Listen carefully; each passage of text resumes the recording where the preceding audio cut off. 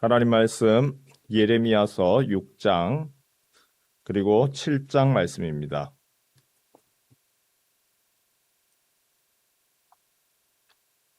예레미야서 6장과 7장 말씀입니다. 오늘 우리가 7장을 한번 보려고 합니다. 7장은 예레미야의 성전 설교라고 불리는 유명한 설교, 유명한 내용입니다. 이 성전 설교는 예레미야 26장하고 짝을 이룹니다. 7장에서는 그 예레미야 설교의 내용을 소개를 한다면 그렇게 성전 설교에 대한 26장에서는 유다 백성들의 반응을 보여줍니다. 예레미야가 하나님의 말씀으로 인하여서 1절에 보니까 여호와께로부터 예레미야에게 말씀이 임하니라. 하나님의 말씀이 임합니다. 2절에 너는 여호와의 진문에 서서 성전 앞에 서서 이 말을 선포하여 이르기를 여호와께 예배하러 이 문으로 들어가는 유다 사람들아 여호와의 말씀을 들어라. 하나님 말씀 들어라. 하나님이 예레미야에게 말씀을 주시고 그리고 그 말씀 선포하라고 하지요. 그 말씀의 내용, 핵심 내는 내용을 한번 읽어볼까요? 3절 한번 같이 한번 읽겠습니다. 시작. 만군의 여호와 이스라엘의 하나님께서 이와 같이 말씀하시되 너희 길과 행위를 바르게 하라. 그리하면 내가 너희로 이곳에 살게 하리라. 내용을 가만히 한번 보면 잘못된 내용이 없습니다. 하나님이 말씀합니다. 너희 길과 행위를 바르게 해라. 너희 지금 치우쳤다. 잘못됐다. 그러니까 그거 고쳐라. 그리하면 이곳에 살게 하리라. 하나님은 지금 하시는 것이 너희 고쳐라. 그래서 여기서 살아라. 심판하신 하나님이 말씀하시는 이유는 구원입니다. 내가 너희와 함께 하기를 원하고 너희가 돌이켜서 내 은혜의 자리 가운데 있기를 원한다. 그런데 이 예레미야가 말씀을 선포할 때에 부딪히는 것이 있지요. 무엇이 부딪히냐 하면 하나님의 생각과 사람들의 생각의 큰 차이입니다. 하나님이 말씀하셔서 예레미야가 선포를 하는데 백성들이 받아들일 수 없는 것이 있습니다. 여러분, 하나님이 말씀하시면 다 받아들일 것 같습니까? 천만에요. 당시 유다 사람들이 받아들일 수 없는 두 가지가 있습니다. 이미 그들이 가지고 오던, 오랫동안 내려오던 이것이 바로 참된 것이야 라고 하는 두 가지가 있는데 첫 번째가 무엇이냐면 다윗 자손, 다윗의 자손은 절대 망하지 않는다. 하나님이 다윗 자손, 왕위를 견고하게 하실 것이다. 사무엘하 7장 16절 말씀입니다. 너의 집과 내 나라가 내 앞에서 영원히 보존되고 내 왕위가 영원히 견고하리라. 하나님이 다윗에게 주신 다윗 언약입니다. 그렇기 때문에 사람들은 다윗의 이 왕조는 절대 흔들리지 않는다라고 하는 절대 신앙을 가지고 있었습니다. 두 번째 또 가지고 있는 신앙이 있습니다. 성전 신앙이죠. 하나님이 이 성전에는 하나님이 계신다. 그렇기 때문에 하나님이 계시기 때문에 하나님이 이 성을 지키실 것이다. 절대 무너지지 않는다라고 하는 또 다른 절대 신앙입니다. 이 두 가지, 다윗 왕조는 절대 망하지 않는다라고 하는 첫 번째 절대 신앙과 두 번째 성전 신앙, 이 성전은 절대 망하지 않는다. 이것은요, 당시에 유다 백성들에게 있어서는 불가침입니다. 이거는 절대 바꿀 수가 없는 필승의 신앙입니다. 그런데 첫 번째 신앙이 흔들리기 시작을 했습니다. 다윗 왕조 절대 망하지 않는데 그렇게 대단했고 그리고 신앙 좋았던 요시아가 기원전 608년이죠. 종교개혁을 이루었던 이 요시아가 바로누고, 이집트의 바로누고와 무기또에서 싸우다가 그만 전사하고 맙니다.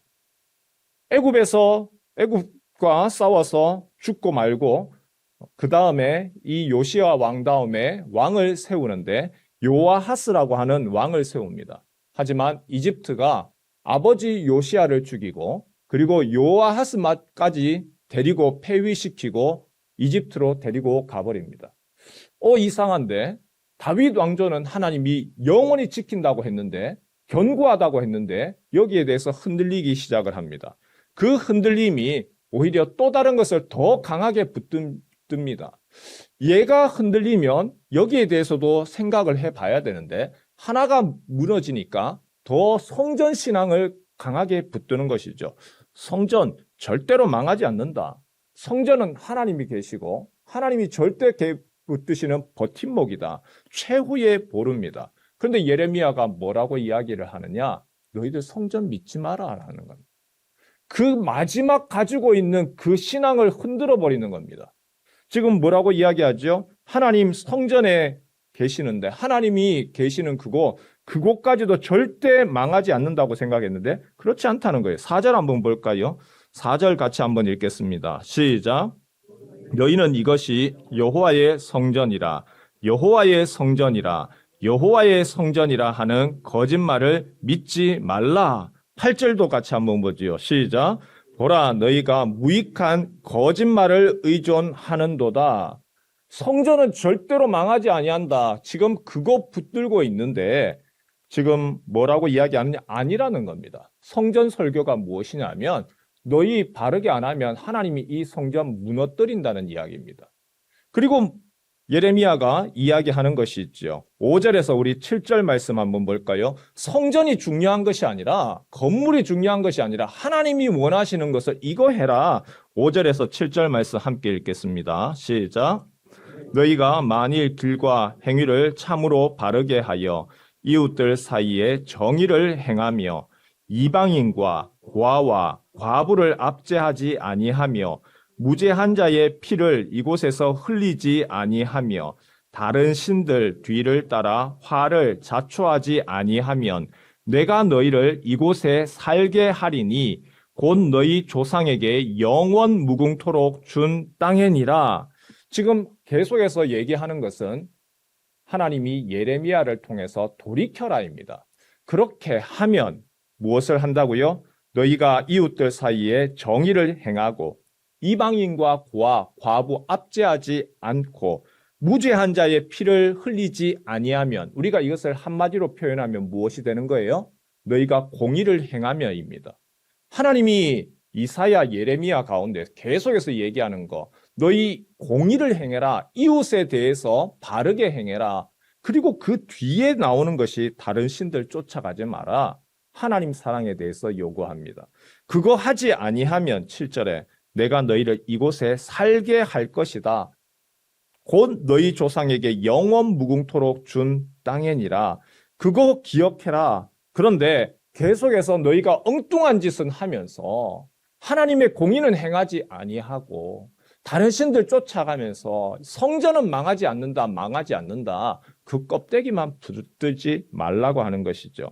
우리 8절에서 10절 말씀도 11절까지도 다시 한번 읽을까요? 8절에서 11절입니다. 시작. 보라 너희가 무익한 거짓말을 의존하는도다. 너희가 도둑질하며 살인하며 간음하며 거짓 맹세하며 바알에게 분향하며 너희가 알지 못하는 다른 신들을 따르면서 내 이름으로 일컬음을 받는 이 집에 들어와서 내 앞에 서서 말하기를 우리가 구원을 얻었나이다 하느냐.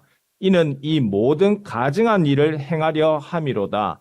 내 이름으로 일컬음을 받는 이 집이 너희 눈에는 도둑의 소굴로 보이느냐. 보라, 나 곧 내가 그것을 보았노라. 여호와의 말씀이니라. 너희들 성전이라고 해서 절대 안 망한다고? 너 이게 지금 하는 일이냐? 도둑의 속을 만들지 않았느냐? 그 다음에 12절부터 시작해서 15절 내용은 이런 내용입니다. 내가 처음에 너희와 함께 할 때에 성소로 어디를 세웠느냐? 실로를 세웠지 않느냐? 하지만 그 실로마저도 내가 무너뜨렸다. 처소 실로 처음으로 세웠던 그 실로 내 백성 이스라엘의 악에 대해서 내가 어떻게 행하였느냐? 그거 받지 않느냐? 그러니까 지금 이 성전 내가 이것마저도 내가 무너뜨릴 것이다. 여러분 하나님이 어떤 분이십니까? 건물에 갇혀 계시는 분이 아닙니다. 하나님은 달콤한 말에 사람들이 이야기하는 그것에 왔다 갔다 하시는 분도 아니고 우리가 생각하는 우리 안에서의 절대 신앙도 있죠. 그 절대 신앙, 내가 믿고 있는 거 하나님의 생각하고 다를 수 있습니다. 우리가 그 부분을 두려워해야 되겠죠. 내가 가지고 있는 절대 신앙이 있을 거예요. 내가 가지고 있는 확신이 있을 거예요. 그런데 정말 하나님이 그것을 원하실까요? 때로는 교회 안에서 우리가 가지고 있는 전통이라고 하는 것도 있을 것이고 개인적인 신념도 있을 겁니다. 그런데 하나님이 무엇을 이야기합니까? 내가 첫사랑인 실로도 내가 잘못했을 때에 가차없이 심판했는데 오늘날 예루살렘 성전 내가 무너뜨리지 않겠느냐? 오늘 예배당 아무리 화려하다 할지라도 그 안에서 이거는 무너지지 않는다. 그렇게 우리가 자신할 수 있습니까? 제가 몇 년 전에 미국 통계를 이야기를 했습니다. 미국에서는 교회들이 많이 성장한 만큼 많이 죽어요. 교회에 대해서 생명체로 바라봅니다. 그래서 교회가 태어나면 태어나서 출생을 하고 성장을 하고 성숙을 하고 노화의 과정을 거쳐서 교회도 사멸합니다. 교회가 태어난 주기가 있더라는 거예요. 이걸 교회 성장학에서는 지금 연구를 해서 또 한국 교회에다 적용을 합니다. 그런데 이 얘기를 하니까 어떤 분이 깜짝 놀랍니다. 어떻게 목사님이 교회가 없어진다는 말을 할 수가 있느냐고. 가지고 있는 절대 신앙이 또 있는 것이죠. 그 절대 신앙은 좋은 것이지만 그 절대 신앙은 다른 소리를 못 듣게 합니다. 우리 이 아침에 기도할 때에 그렇게 기도했으면 좋겠습니다. 하나님, 내가 가지고 있는 이 절대 신앙이 하나님의 소리를 듣지 못하도록 귀를 막고 있지는 않습니까? 내 안에서 내 신념과 내 확신 가지고 또 지내다 보니 또 다른 하나님이 아무리 이야기하고 예레미야 통해서 아무리 얘기를 해도 듣지를 못하고 내 고집과 내 생각 속에서 딱 모든 방어막을 치고 있고 하나님이 이야기하셔도 안 들리는 거죠. 그러면 우리가 다른 부분보다 이 부분을 위해서 기도하고 하나님 내 귀가 열리게 하시고 내 절대 신앙이 하나님 앞에서의 절대가 돼야 되는데 자꾸 내가 세웠는 또 다른 신념과 그것을 절대화하는 그 우려의 잘못에서부터 벗어나게 하옵소서. 하나님 나를 깨뜨려 주십시오. 다른 사람 깨뜨리지 마시고 주님 나를 깨뜨려 주십시오. 이 아침에 우리가 오늘 이 말씀 붙들고 하나님 앞에서 주님 절대 신앙을 깨뜨려 주시고 하나님 내 귀가 열려서 주님 앞에서 다시금 듣고 그리고 하나님이 나에게 이야기하시는 것이 무엇인지를 주님 그 앞에서 다시금 주님이 우리에게 구원을 원하시고 새로운 길과 바른 길로 가기를 원하시는데 주님 그렇게 걸어갈 수 있는 또한 말씀하시면 듣고 순종할 수 있는 용기도 허락하옵소서. 함께 간구하는 이 아침 되시길 주님의 이름으로 축원합니다.